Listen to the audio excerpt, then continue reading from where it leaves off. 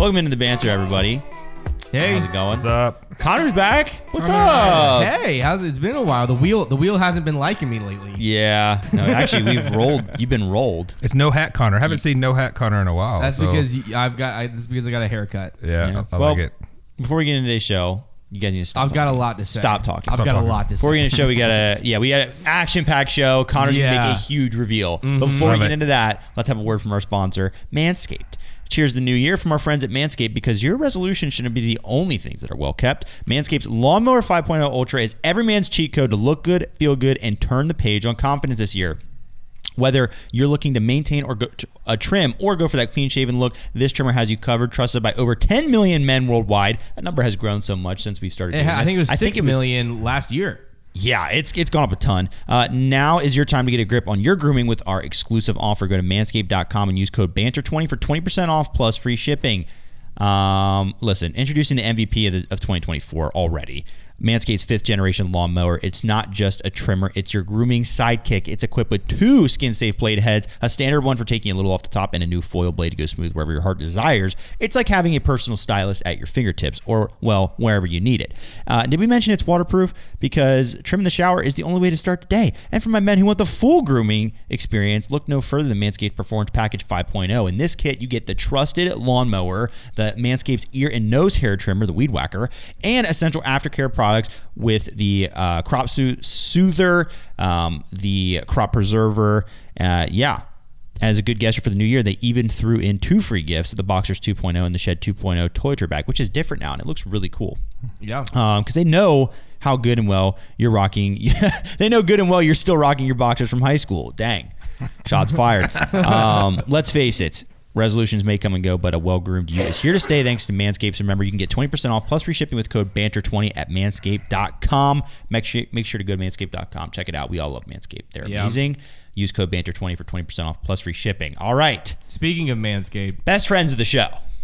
Yeah. Best friends. They watch, everybody at Manscaped watches every episode of It's Banter. true. We're always talking about it, chatting. Mm-hmm. Yeah. I had a first this morning.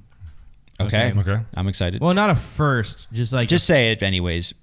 It's a first. We're like fake news. It's probably the first in like 3 years, probably. Ooh. I took a shower in the morning. No way, you took a shower for the first time cut. in 3 years. I'm clipping that.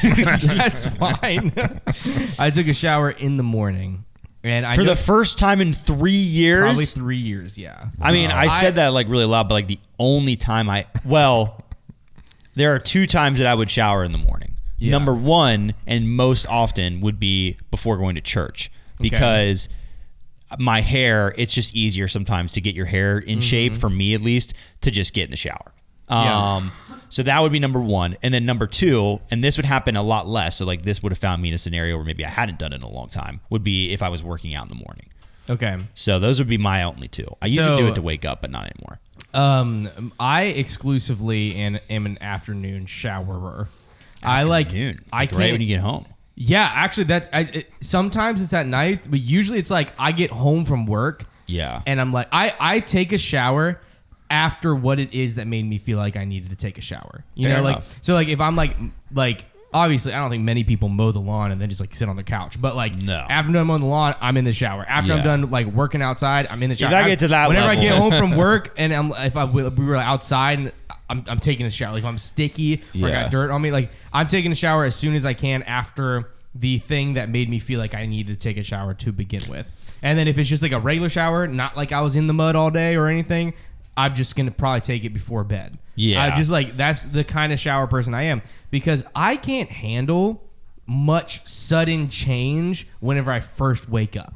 Like same, dude. In the morning, whenever I like brush my teeth, putting toothpaste in my mouth is like it's so aggressive. It's like I wake up and someone punches me right in the face. Is what it feels like every morning I brush my teeth. It's just too intense for me. You know what? For me, and I have to be literally, when I get home from work, I make sure that my radio is off. Because if I start the car in the morning and that thing comes on in volume I was listening to on the way home from work, I will want to freak out. It makes me so mad. I'm just like, no, like stop. And I just turn it off. I'm like, I need silence I need to warm up. I need to start the day at a low volume For me though, so the showering thing for me, like I agree, like I like to shower off the day, but two things a lot of times keep me from doing that. Number one, and most of the time, is I get home and I'm on toddler duty immediately. So if I go to take a shower, that means I am abandoning my wife to continue to be in toddler land.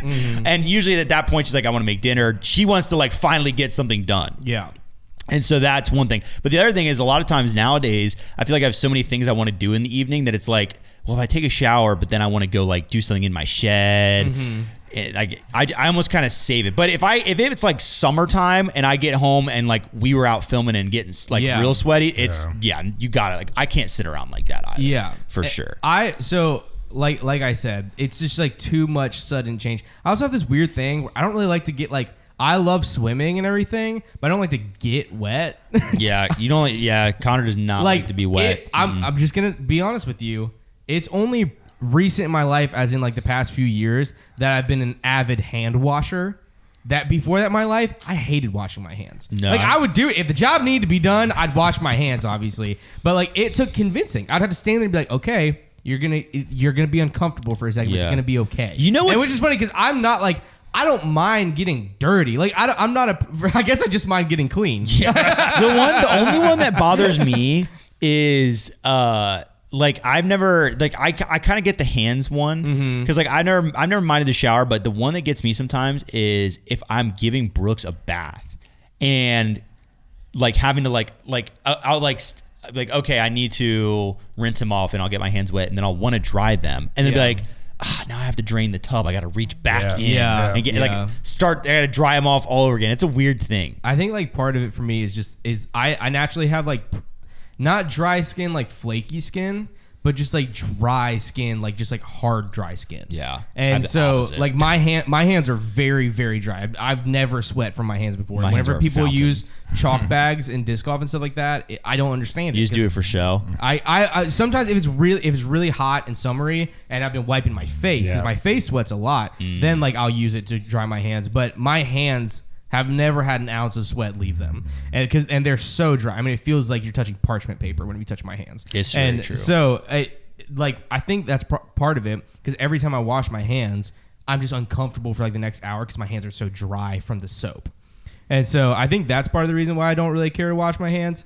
Just to be clear, I am a grown up, so I wash my hands even though I don't enjoy it. Just because I don't enjoy it doesn't mean I don't do it. But I took a shower this morning. The reason being because since I got this new haircut, typically with my hair, I never shower before I'm being presented to people because my hair gets way too fluffy. And so I would prefer to take a shower at night, sleep on it so that it's a little bit calm because whenever I take a shower, my hair just turns into an afro. But with my new haircut, my hair only looks good whenever it's fluffy. If it's matted at all, or like it's the first time hat hair has really affected me because it's a lot shorter like on the top than it's ever been in my life. And then also the back is a little bit longer because I got like the modern, semi-modern mullet going on. So the back like has to be fluffy in order for it to look good. And so I realize that now I'm just gonna have to be a guy that has to shower before I do something that I want my hair to look good at. And last night my hair was greasy. But I was like, if I take a shower now, my hair will look bad in the morning, and I don't want to wear a hat tomorrow. And so I got up early this morning, and I took a shower. That's impressive. I would appreciate it if you guys would clap a little. Thank you. Way to join the grown up world, right? Showering before you go to work. No, I am a morning shower because I work out in the morning most of the time. Okay. So that's why just by default I became a morning shower. Now, if I played disc golf or done something that got me sweaty or dirty, of course I'm going to shower before I go to bed. But what are you doing in the morning? You lifting? I don't lift in the morning. I just do cardio stuff in the morning right now. So when I was younger, meaning what? You have like a bike you ride? Or I have a treadmill and an elliptical. And when I used to ride, I can't ride bikes anymore because of my back. But when I rode my bike, I had a trainer, like a wheel-on trainer. So you put or wheel-off trainer, you put it around to the hub.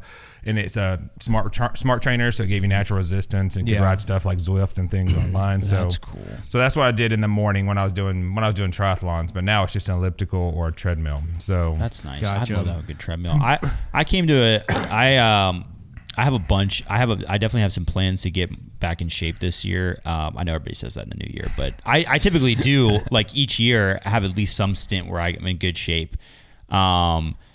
And yeah, it's all going to go to mud when I have another kid in a couple months. But I had a realization the other day because like my whole plan was like, again, to set myself up to start getting up early again. Right. And I hadn't even put a plan in place, but just yesterday, I think it was, I woke up at like I live like 25 minutes from work, and I still am a type of guy where I set out my outfit for the next day. I set out everything I need to go so that I can wake up at like 6:20 in the morning and get out the house in 5 minutes. Yeah. Like I just walk out the door because I want to sleep. And I woke up yesterday and I was like still like, oh, like I'm a little tired. And I thought to myself like, Trevor, if you think for 1 second that you're going to set yourself up with a morning workout routine earlier than this, you are going to fail, because there is like a difference between like just finding more discipline and motivation and just setting yourself up to fail because you have limitations. I get that. That makes sense. sense. For me, that early morning is just a limitation. And I get up early. Like I get up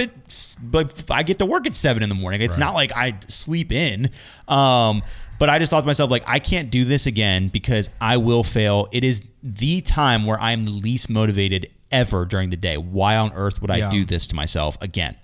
Yeah, that's what working at Foundation's been tough, because our hours are 7 to 3. And that's what I told Brad from the beginning. So when I was running in the morning, I moved my hours a little bit, because most of my Air Force career, my hours started either 7:30 or 8. Yeah. So my body for 20 years is used to getting up between 5 and 5:30, working out for about an hour, showering, and then get to work by 7:30 or 8. So like shifting by an hour, I just haven't gotten into that good rhythm. To go to your point, it's hard to massively change by an hour how early you're used to getting up for 20 years. So well, I went from waking up at noon every day to waking up at 6:30. The big thing I've been changing lately is because like the way you have to think about it is like, okay, I work from 7 to 3 right now. The advantage of that schedule is getting off work at 3. Yeah. And sometimes it's really easy because like the workday just feels like the workday. You get home and you think it's time to wind down, but it's 3 o'clock. Like there are things to get. So I've been really just taking advantage of the hours I have beyond work, and I've found that I'm accomplishing so many more things because I'm just being intentional about it. And it's like there is a lot of time in the day.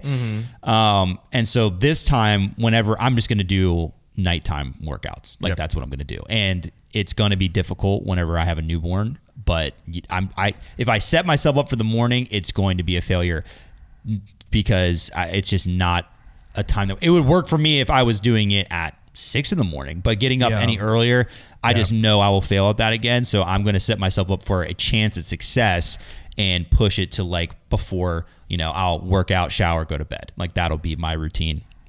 And so, I'm not quite sure what I'm going to do about the whole morning routine thing, because I agree with you. There's been so many times where I've spent weeks with my alarm going off at 5 and then just to ignore it and then wake up with 10 minutes to get ready and then just hate myself the whole morning. Exactly. I just feel like a failure. If you just got up, you actually would feel better. Yeah. So. And so I just I just end up like, but at the same time, I had months of my life this last year, 3 or 4 months consecutively, where I woke up at 5 every single morning and valued that time so much, and it was so refreshing and refilling for me. And it was like the most healthy I've ever been as a person, was waking up at 5 and like having a morning routine where I got to read in the morning, stuff like that. It was like I looked forward to that time, and it was the most confident, healthy, happy I've ever been in my life was during that time. I went on vacation for a week, or went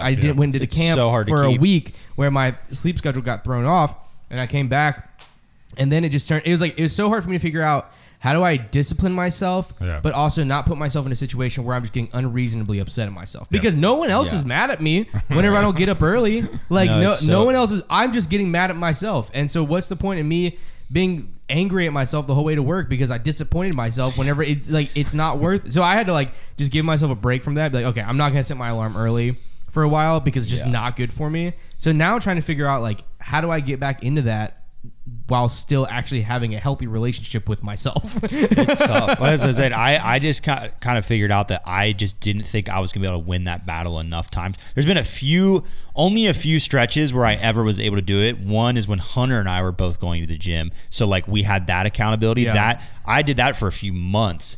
But that's the biggest thing about the morning routine is if you are not directly tied to it and in it, you will lose it every time. Like there are some people maybe they're just thinking like, well, I'm just built for the morning. Like this is what I love. But like, I think the other thing you just have to realize like I have a pretty healthy sleep schedule. Like I go to bed at like 10 o'clock and wake up at 6:30 in the morning. Like that's pretty good. I'm not abusing sleep by any means. And like the weekend comes around and I can wake up on a time at 7 o'clock. And like I'm very happy with that. And I think I just have to be like, I've just decided that that's just not my time. Like it just isn't. I can't win that hour of the day. I'm definitely not somebody who's like awful in the morning. I wake up really well. It just has to be I need work to be what motivates me to get there and being on time. And like that has to be it. I can't do it on my own. I just am not capable of it. Thankfully, I've done it so long now that I have the same, like I lay out my clothes at night. I literally roll my athletic clothes up in a ball in the chest so that when I wake up, I just grab them and go downstairs and get dressed because we're a 2-story house. And then I have my BPN strong greens and strong reds. I have it literally laid out. All my morning supplements and stuff are laid out to include the bottle so I don't have to think about it. But it's easy. Like in my mind, I just get up. It's what I do. I get up and work out. That's part of my life. Even when I'm on vacation, I get up. Like since I'm not doing the marathon, I'm already thinking, okay, both places we're staying has a gym at the hotel or at the Airbnb because it's at like a little resort area. Then I'm going to get up and go work out every morning before I go walk at the park all day. Just because it's naturally built into my mind. Well, and once you get into it, like it does hold. And I always, the last time I was thinking like the other way you can stick it is if you're able to fall in love with your morning routine. Because like you think about what are the times in your life you wake up the easiest in the morning when you're excited about what you're waking up for. So if you can get yourself to a point where you are excited about your routine, and for me, I don't know if I would get to that point until like, let's say I got into really good shape to where like I really loved working out because I had accomplished something I was building. Then I might be able to be like, I love my morning routine.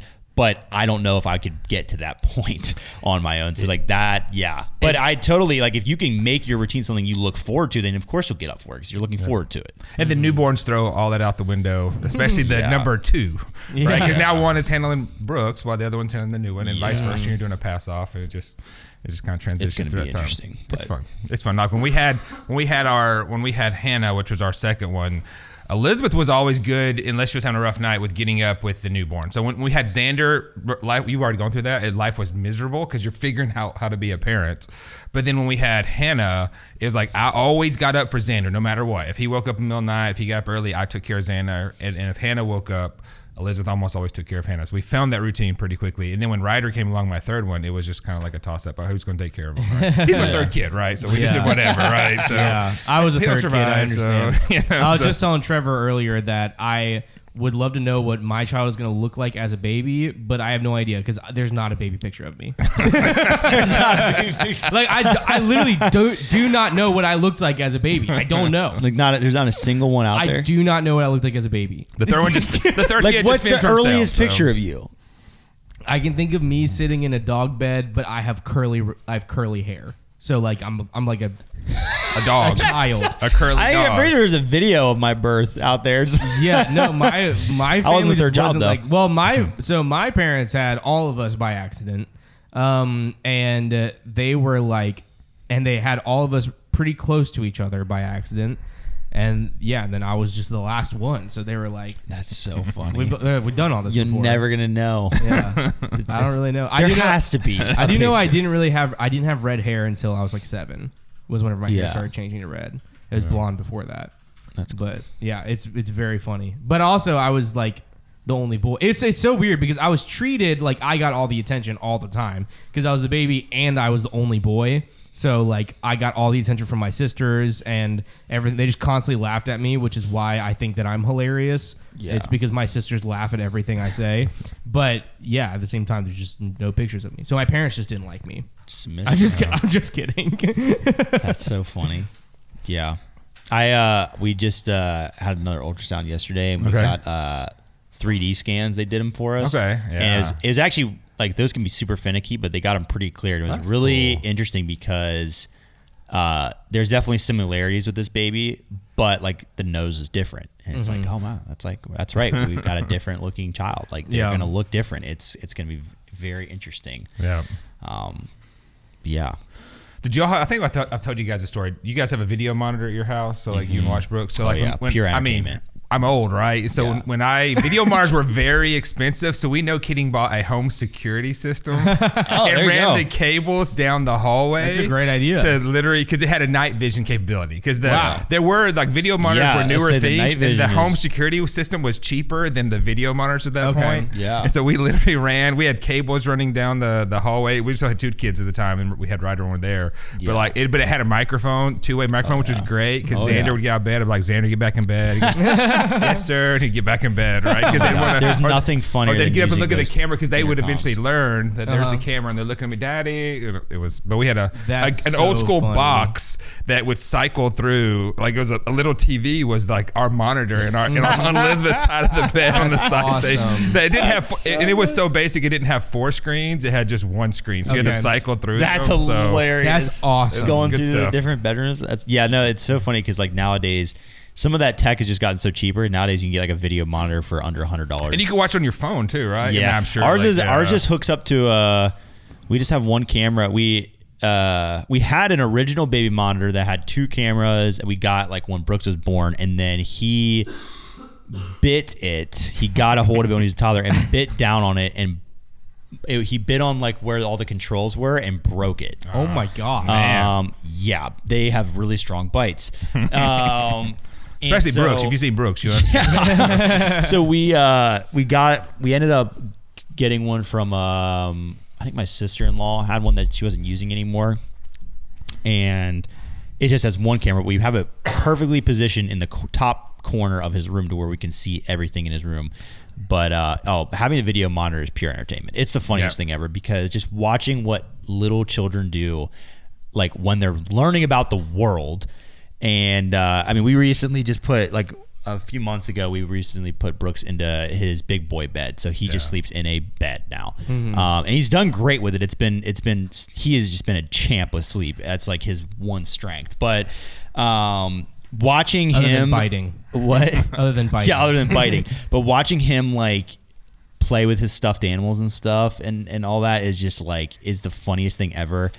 And if you ever do like speak into those intercoms and just watch them, their head like snap up, like it's so funny. Like it's the best thing ever. I love it. One of the funniest things ever was we were at the beach this past year, and we had set up the video monitor, just kind of like placed it on an end table near his pack and play, and we're watching him on there, and like we're all outside the room. And we're just watching him reach for it, like slowly, and we're just dying laughing. And he finally gets a hold of it and brings it into his pack and play. And like we're gonna have to go in there any minute to like we can't have a cord in there, but like we're just kind of watching it play out for a bit, and it kind of goes dark, and we're like, what? Like he must have like thrown it out, and all of a sudden it pans up, and his face is just straight into the camera, and he's just looking into the camera, and it was so funny. Like I haven't laughed that hard in so long. Man, yeah, kids are really funny. They are funny. When Xander, my oldest, was transitioned to sleeping, we told Kinsey this thing at the Christmas party because she was talking about Brooks being in the big boy bed, but Xander didn't want to be in there by himself, and we made the mistake of one night we stayed in there with him, and he had a big stuffed frog to try to help him go to sleep. Yeah. It was right by the bed. And then we went in there to try to help him stay in there, like hold his hand while he was sleeping for the first time outside of his, a crib. And it became like, and so we basically would learn to fall asleep on the frog on the ground, helping him. But if we got up and left, his words would be, lay down, frog. Lay down, frog. Hey, lay down on the frog. But he sort of, lay down, frog. Daddy, lay down, frog. Mommy, lay down, frog. And then we'd on the monitor, the nicer monitor at the time, would be watching him. He'd be like, lay down. He'd look up at the camera and be like, lay down, frog. Because he wanted someone in there with him to lay down cute. On the frog. It's a big stuffed frog that we use as a pillow on the ground. Yeah. He had a toddler bed, so it was like barely a foot off the ground, right? So we lay down beside him, but lay down, frog we'll never forget that. So that's great. Lay down, frog. Lay down, frog. The broken English is really funny. Like Brooks probably, I mean, he's at the point now where if you say a word to him, as long as it's easy enough to pronounce, he can say it back. But his vocabulary, honestly, I don't know. He learns new words every day, but I'd put it anywhere from, I don't know, 20 to 40 words, somewhere in there. And so like he's starting to get into that broken English phase where like he's just like, he only knows a couple words to communicate things. Yep. So like trying to get him to like place those words into situations where they could be applicable and use them, it's so funny because sometimes you're just looking at him like, what are you talking about? Like when you only know the words like eat, juice, shoes, up, like bye-bye, like you only know, and like, yeah, it's just so funny. I think it like it's watching them learn to talk is hilarious. What's even better, and this will probably happen with Brooks and his younger sibling, is that there'll be a point where he understands the sibling, but you don't. So we would actually ask, like I'm not kidding, we would ask Xander, I was like, Xander, what did Hannah just say? And he would have to translate it. It would ask Hannah what Ryder just said, and be like, and it would be spot on. We'd do whatever it is. Funny. We're like, that's the craziest thing on earth that they understood each other, but we couldn't. It was funny. Absolutely. I think that there comes like a point in most like marriages where you look at each other and you're like, that's the person that's going to be raising our child. because Gabby, she has like, she's very good at speaking and everything, but every once in a while she just chooses the weirdest words to put into sentences that isn't necessarily wrong. It's just not kind of how we've agreed upon as a society to speak. She's broken the social construct. Yeah, exactly. By saying that. And that she's way. been, for years, she uses this word agreeance all the time. That's a word. It is a word. You're correct. Yeah.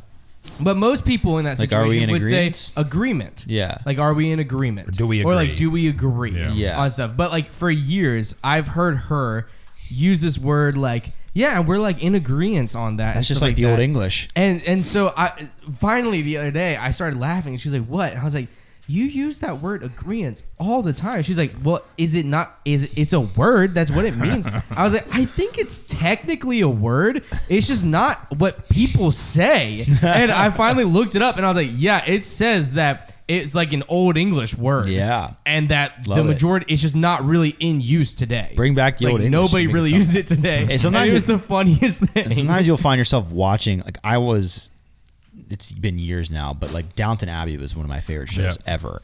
And obviously they just spoke differently. And honestly, I love the way that people used to talk. It was just everything. It's like if you ever watch like Pride and Prejudice. Have you ever seen Pride and Prejudice? Have you seen it, Connor?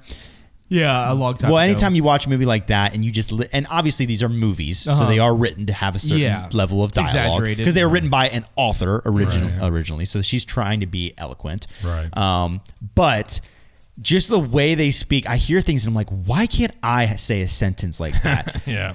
Like people are walking around today like, yo man, why are you capping? So Like we all say just the most ridiculous things. Like the way they just phrase sentences were so beautiful. You can say the most simple things, and I'm like, I'll just hear a sentence and be like, oh, like I gotta write that down. Like I need to start dropping words like that, man. People would be staring at me like, what's this guy talking about? That's why I love Guy Ritchie movies. The director, he's a British director because he has a unique. He's the diners, drive-ins, and dives guy. Same guy. He did The Gentleman, didn't he? No, he did The Gentleman. My all-time. I have a great my best surprise gift I ever. Oh my gosh, dude! It's a little salty language, but it is amazing. It's so good. It is. I have a little salty language. For my Father's Day present a couple years ago, probably the best surprise, one of my best surprise gifts they ever gave me was a coffee mug that has a quote from The Gentleman, minus one of the salty languages. And it's when, basically, it's Matthew McConaughey's in it. Being the lion? Yes. Yeah. The lion. When the lion's hungry, he eats. There's only one rule in this jungle. When the lion's hungry, he eats. And it's a great line because he's a gangster and another gangster is trying to come take over his territory. But it's fantastic. But Guy Ritchie still has the British way of talking, right? They're brought up not using as much slang, right? In general, for common day, every day, and so he has such a unique turn of phrase that I love. I love everything Guy Ritchie does for sure. Brits, man. Have you ever seen A Man Called Uncle? Another Guy Ritchie. Yeah, it's not called Uncle, right? It's not A Man Called Uncle. Yeah, it's got Henry Cavill in it. Yeah, isn't it called that? What is it called? It's The Man from Uncle, I think is what it's called. I don't think it's A Man Called, because Uncle is an acronym. So I don't think it's A Man Called Uncle. It was actually my the Man from Uncle. The Man from Uncle. I think there I it is. That, so. The Man from Uncle. That was impressive, Jason. I love that movie. I actually need to rewatch it because when I watched it the first time, it didn't stick with me. Because he also did the two Sherlock Holmes with Robert Downey Jr., which are fantastic. Yeah. He did Rock and Rolla, which is one of my all-time favorite movies. So I love The Man from Uncle. I think I need to rewatch that. Henry Cavill and Armie Hammer just have a really fun back and forth in that movie, and there's just some funny. With it being a Guy Ritchie movie, it has to be some good stuff. But he also did Aladdin, of all things. He did the remake of Aladdin. Oh, wow. The live-action remake. I liked that. I thought it was pretty good. I haven't seen it. It's actually not too bad, for sure. I was surprised. My favorite thing about it was that they didn't try to recreate the story of Aladdin. Right. It's a new plot. Yeah. Which I kind of feel bad for any director that's thrust into one of these live-action movies. Yeah. Well, they're going to make a ton of money. Don't even get me started on the Beauty and the Beast one, dude. It makes me so angry. Beauty and the Beast movie is good. It's just you don't like the Beast CGI. It's not that I don't like it. It's that it's wrong. It's wrong. Okay, I'm intrigued. What's wrong about it? They did a really good job with all the candles. Here's the thing. Yeah, Ewan McGregor, dude. That's the thing. All of everything in that movie. Ewan's fantastic. Everything in that movie is incredible. And all of the CGI and all the animation and everything is incredible. But then for some reason, they made I wouldn't even call it a stylistic choice. I mean, they made a mistake and they let somebody else do the visual effects for the actual Beast, like, face. And it looks like a video game cutscene. It looks terrible. Let me tell you the biggest crime. It's so jarring. You're watching the whole movie and you're like, "This is beautiful. This is awesome." All this stuff, and you see the Beast, and it feels like you're playing GTA. Biggest crime. So listen, I still have the Tales. What is the song? It's just called Tale as Old as Beast. Time. Is it called? It's just called Beauty and the Beast. I have the John Legend version, and Ariana Grande I think is in it on my Spotify. I love it. But biggest atrocity of the movie. Very cultured. Yeah. Prepare. Okay, Downton Abbey spoiler incoming. If you're watching the show, stop. No, don't stop watching it. Stop listening for a second. I'll let you know when it's over. The biggest atrocity of the Beauty and the Beast movie is that Dan Stevens, Matthew, decided, cousin Matthew, the greatest man to ever walk Downton streets. Totally agree. Love him to death. He captured our hearts. He decided to leave for that movie. And so they had to kill him off in the most stupid way possible. They basically just had to and luckily the producers of that show are masters, and they said, "Hey, we lost our big male likable character. We're going to take the other male character and make him likable." And they did that with Tom, and they saved that show. But it crushes me to this day. When I tell you, I was like a freshman in college. I was so heartbroken when that happened. I was so heartbroken. Like, I literally didn't want to watch anything ever again. Okay, spoilers over. I kept watching Downton, but I was still mad. No, the spoilers over. That happened. Yeah, that event happened. I totally agree. So it's got me. Oh, man. Ooh. Though I haven't seen either. Had to move on to bigger and better things. That's how I felt whenever they killed off Paul Walker. So stupid. Really, Konner? I can't believe that was terrible. Crazy. No Hat Konner is he's vicious. I watched the Meg 2 last night. Yeah, did you watch the first one? I've never seen either one. So. By watch I mean I watched the first maybe an hour while I was eating dinner, and then went and did the dishes and didn't see the rest of it. Okay, well speaking of that, Big Shark. So you didn't watch it. Let me give you the moral of the story. Okay. I don't feel like you. The first movie, they survive diving down to the bottom of the ocean to go find big sharks. And the second movie, they're like, let's do it again. And guess what? It goes wrong. Moral of the story, don't go to the bottom of the ocean to mess with big sharks. You'll be okay if you stay above land. Big sharks win. The big sharks win. The Megs. Yeah. Here's the thing. Megs. I saw this thing. Jason, have you ever heard of an angel shark? I've heard the name. So I saw a video. Wouldn't stand a chance against a mantis shrimp. Oh, mantis shrimp is goated, dude. Nothing can stand a chance against a mantis shrimp. I think a little bit differently about the mantis shrimp after I watched, I think Coyote Peterson let himself get punched by one. And I was kind of like, it looked like it hurt a lot, but it didn't like put a hole through his hand like I was expecting. Well, I don't know about that. I would have to check your sources there. I watched a guy get punched by one. He like held it up to him and he punched. That's pretty crazy. Yeah. I don't really know how to respond to that because that kind of shatters. It shook me. It shook my face to the core. It does. In Mantis Shrimp. I feel a similar way. My doubts are too strong. Right I'll have to find it for you because I will need to watch it because a mantis shrimp has the power of a 22 rifle. I think the problem is you forget that it is a shrimp. I think we gave it. No, it doesn't matter what it is. The 22 rifle doesn't change because it's a shrimp. It's got that much power. I think the problem is. Right. Well, no, that's the thing. That's why I didn't break anything. Coyote Peterson did it a year ago. Mantis Shrimp punch test. I do like Coyote Peterson. He's a little over the top, but that makes me laugh. You have to think about the fact that it's not punching through you. It's like hitting you and coming back. So it would put a hole through you if it maintained that pressure, like outwardly towards you in a bullet fashion. Okay. But if it's just punching you, I think this is where it happens. I just know that I've watched a video of a guy that accidentally caught one on a kayak, and it punched like his boot, and he like kicked it out of the boat and everything, and took his boot off, and he had like a hole in his leg. He was bleeding out of his leg. Did he not? Did he never punch?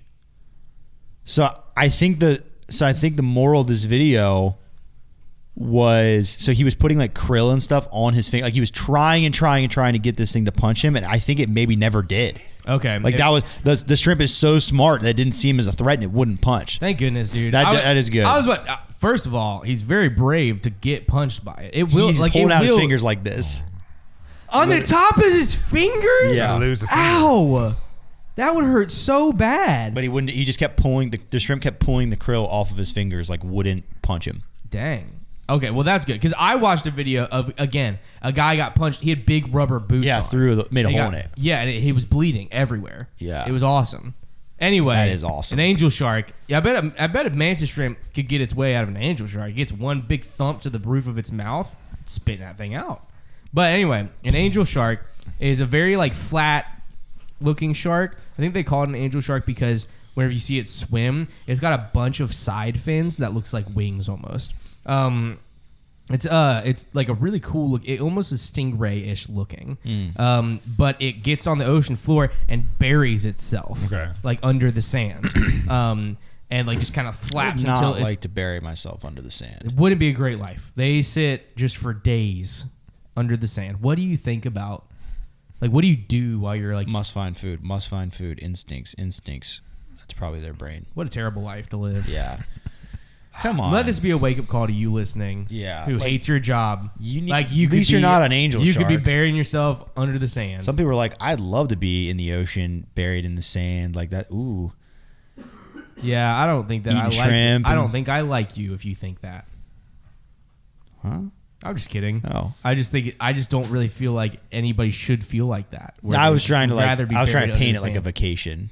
Oh. Yeah, like by the ocean, buried in the sand, like that. Oh yeah. If you think that, I like you. Yeah. But anyway, so they just sit there, and then whenever something goes by, in like the blink of an eye, I don't know. They didn't show it full speed. They only showed it in slow motion. I was kind of sad about it, but it just like choop, and it like appears out of the sand with its mouth open and swallows it. Stuff be fast in the ocean. I was just telling fast. How do they move that fast in the water? I was just telling Konner about this, Jason. I saw this graphic the other day. Do you know how fast things swim in the ocean? I don't think you know.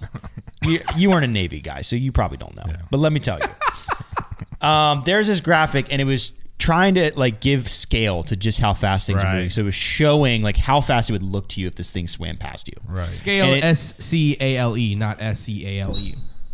Hit him with it. And so it starts with like a great white shark, and it's like 30 miles an hour. Right. Then it goes up to like the orca whales, and they're like 40 miles an hour. It gets up to these faster already things. Very impressive. We get up to the swordfish. This thing goes 62 miles an hour. The fastest one was a black marlin. It goes 82 miles an hour. Could you imagine seeing that fish swim past you? Faster than a cheetah. That thing is flying. If you got that thing on your hook, it is going to drag your face into the water so fast. Yeah, well, that's the thing. It's like catching a moving car with a fishing rod. Yeah, so cheetahs, I think, is the fastest 60? mammal. I think they go about 77. Do they really? 70. I think it's 70 in the 70s. We got to figure this out. I'm pretty sure that they can run in the 70s, but cheetah. That's fast. It's either they can run in the 60s, but only for 7 seconds, or they can. This run in says the 70s. 50 to. This one says reaching speeds of 75. Yeah. Okay. Okay, so they can fly. Yeah, but they can only do it for like 7 seconds. It's only a burst. Yeah. But that's awesome. I just feel like things run, man. I'd way rather be chased by a cheetah than something in the ocean because I feel like cheetahs are pretty agile. Yeah, but at least you can juke. Yeah, I can get behind a car, dude, or I can like hide in something. There's nothing better than watching. But if you're in the water, like me trying to like you're toast. Maneuver in the water at all You're is toast. Not going to be like attractive, nor is it going to be effective. So the best thing to watch is gazelles just breaking the ankles of cheetahs. Just watch them hit them with a quick strafe move, and watching a cheetah just roll across. Oh, it's the funniest thing ever. It's like watching the bat bike. What's the bat? Tumbler. The tumbler doing its little roll thing. Yeah. I love it, man. Cheetahs can really move though. Yeah. It is. It's watching those things run all four legs in the air. It's so freakish to watch the fish because when you start going down that path, we lived in Tampa for 3 years. We're stationed at MacDill Air Force Base in Tampa, and the manatees would go near the power plant in the winter because it's so cold in the water. Mm-hmm. So everybody'd go watch. They'd even built like little pavilions and bridges where you'd go watch like hundreds of manatees all grouped together. So it's not a story about the manatees, but we'd go out there and we'd see these bigger fish, and the dolphins would come up as well, and like one little kick of their tail and they're gone. And like it literally looks like you're watching a cartoon because it's so freakishly fast. Because they had like, I don't know what fish it was. Oh, you're talking about them Talk about the fish. Away. Talk about how fast it is, because the cheetah and the gazelle, you see it move, but the fish moves so fast. And it's one little kick of the tail and it's gone. You're like, was that? Like, we literally didn't believe it was a real fish. We thought it was like an optical illusion, looking in the water to see this thing go from here and be gone. In the we think about how eye. easy in the water it is. Like if you're effectively shaped, it's the a water low displacement. resistance. Like if you just make one movement, it launches, you glide. And you're light in water too. Yeah, that's pretty crazy.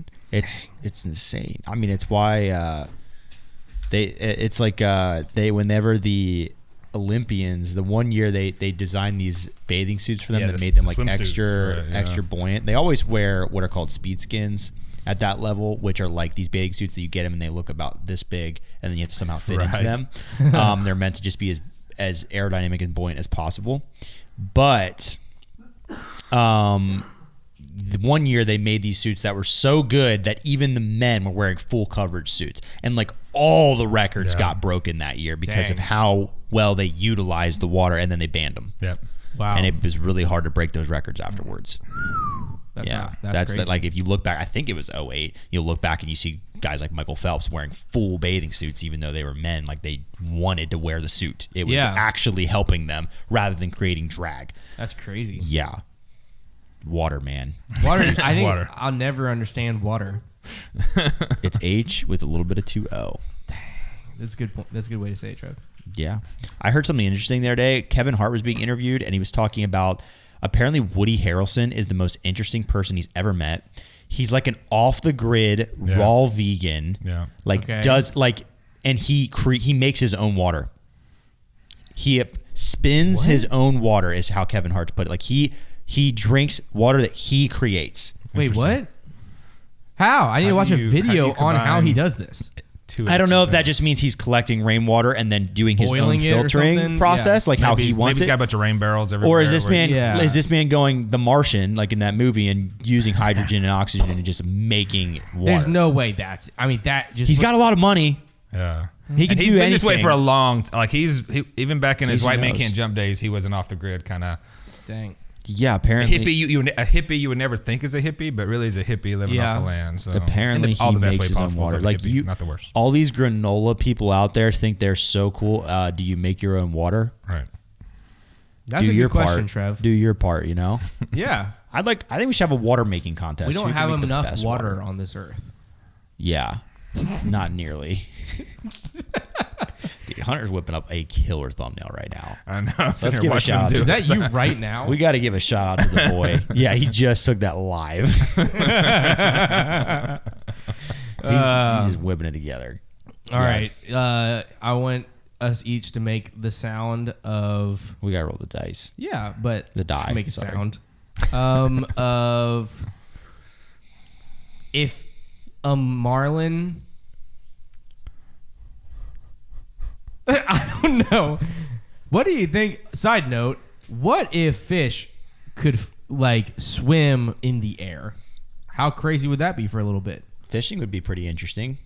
How are you going to get them? Nets. Just nets. I think they already do. They're called birds. No, that's a good point. No. Yeah, we already have. You literally things that just swim in the air. They're called birds. Birds aren't as scary, They do though. a flick and they go. Yeah, but birds aren't as scary. Imagine if you had sharks floating in the air. That would be really scary. Name a bird that's as scary as a shark. Okay, you got me there. You got me there. I need to talk to Brad because I think Pterodactyl. I saw a red-tailed hawk the other day. Do they live here? Just check Brad's arm. But do they live here? Probably. I saw one. It feel was like a hawks hawk are and it had a everybody's bright surprised. red tail. Yeah. That's cool. I can't think of it. I can't think of a noise. Okay. I got distracted by the fish in the air. Well, we got to figure out if this see if thing it- is going to continue to roll. Right? Is it me a and broken Jason. die? Is or- it? Oh yeah, I forgot. Need to that take one. this Well, into Vegas. we start can rolling roll, but both craps. Hunter and I are gone next week, Oh, so we can still roll if well, you want to. It's between me. It's still going to be between me, Oh, because Silas, and Brad. Yeah. so Still gotta. There's still an opportunity here to be had. Yeah. Okay, I'll roll first. Konner. So that means Konner gets a roll. heck yeah. Oh, Don't roll it on the ground. We had to break. We had to, Gabby- let that rule go for here because our Unrelated. tables are so small. the other day we were playing a ton of games with my family over Christmas, and Gabby just it was like she just released a lot of pressure she had been holding, and she was like, "I don't understand," and I was like, "What?" And she was like, "You roll a die off the table more than anyone I've ever met in my life." It's a It was really lifestyle. funny. Yeah, That's funny. It was sideways. It was leaning. Brad. Brad. Okay, so now it's between me and Silas. Konner again. Back to Konner. Oh! By the way, Konner, while you're rolling, how was Wavelength? I saw you guys played Wavelength. Did you like that? Oh, it was super fun. Yeah, I I've never enjoyed played it. Oh, but I I've heard really about want it. to play that game. It looks like so much fun. Konner, are you serious? Silas. Let's Okay. call Silas, yeah. Silas and Side Brad guy and and Konner. Brad. Man. That's an interesting cast. I don't know. I don't think that we've had that iteration. Yeah, we Surely haven't. we have. Not one time, have we? don't- No, feel like we we haven't. have, Not no. since we started the rotation. Brad and Silas Brad haven't and been on it. Silas. That's going to be fun. That will okay. be fun. It's gonna be interesting. cool. Do Brad and Silas know each other? Are we going I think they Brad and talked Silas before. are super close. What are you talking about? I'm just kidding. Brad and Silas are like brothers. Best friends. Yeah. All right. All right. Bye. Bye. See ya.